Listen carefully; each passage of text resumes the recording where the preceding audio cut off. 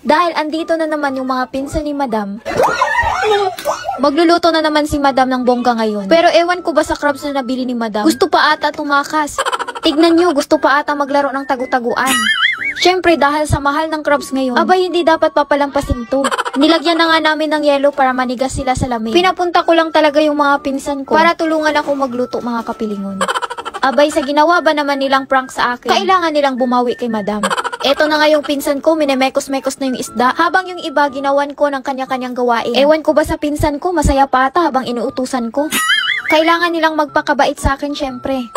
Pinalamanan na nga ng mga Ricados itong iihawin. Yung iba ko namang pinsan, inassign ko dun sa rooftop. Wala akong pinapalampas, lahat pinapakilos ko. Wala munang mag-ala Disney Princess. Dahil may apoy na tong uli, eto na nga at inihaw na nga nila yung isda. Pero ewan ko ba nung ginawa nila sa ihawan ko? Kanina nakatayo pa yan, ngayon nasa sahig na. Pero ang importante lang naman yan ay maluto nila yung mga pinapaluto ko sa kanila. Tignan nyo, nasunog pa nga. Nung naluto na nga yung pinapaihaw ko sa kanila, syempre hindi muna matatapos dun. Pinamekos-mekos ko na nga tong karne dahil iihawin pa nila to. Syempre ang ginawa ni Madam dito ay taga-dikta lang kung ano yung mga dapat nilang gawin. Mukhang masarap ata tong inihaw nila. Sa dami ba namang nag-iihaw sa karne na to? Syempre nagkalasang kamay na. Parang papuntang langit na ata tong pag-iihaw nila. Gumawa na nga ng pangmalakasang sausawan tong pinsan ko. At yung mga dapat palambutin ay pinalambot na. Katulad nga nitong tahong nag-ala dancing queen na. Syempre, bida-bida din to si Madam sa pagluluto. Pag seafoods na ang pinag-uusapan, abay expert na si Madam dyan. Nilunod na nga ni Madam yung mga Ricados at pati na din yung mga secret ingredients. Easy lang to kay Madam. Sanay na yung Madam nyo na magluto ng ganito. Nilunod na nga ni Madam yung hipon na 1 taon nang nasa ref. Hinalo na nga ni Madam pagkatapos ay tinakpan. Atribida talaga tong mga crabs na to. Akalain mo buhay pa din kahit na overdose na sa yelo.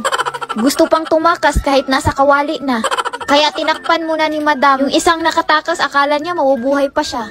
Nilunod na nga ni Madam yung second batch. Tinakpan at binuksan nung deads na sila para halukayin ni Madam ng todo.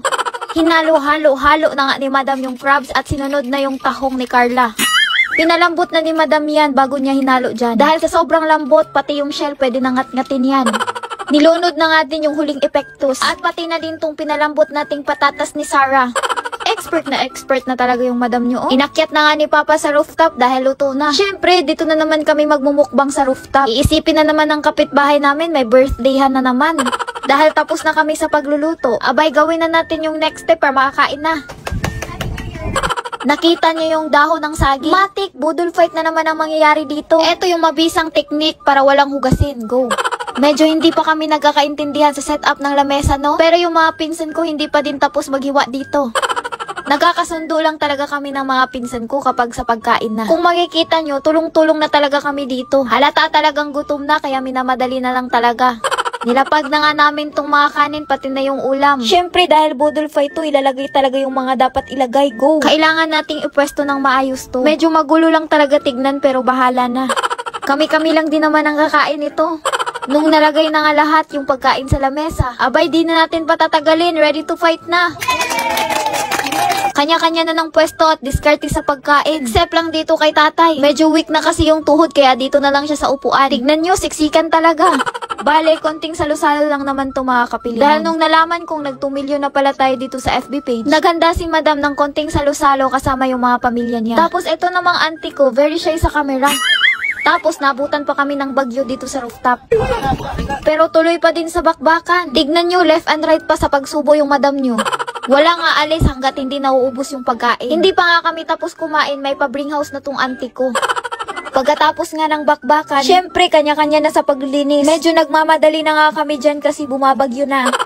Salamat nga pala sa suporta niyo mga kapilingon. Minsanan lang ako nagbablog pero grabe yung suporta niyo. Ewan ko ba dyan kay Madam, madami ng obligasyon. Pero ang importante ngayon ay busog na kaming lahat.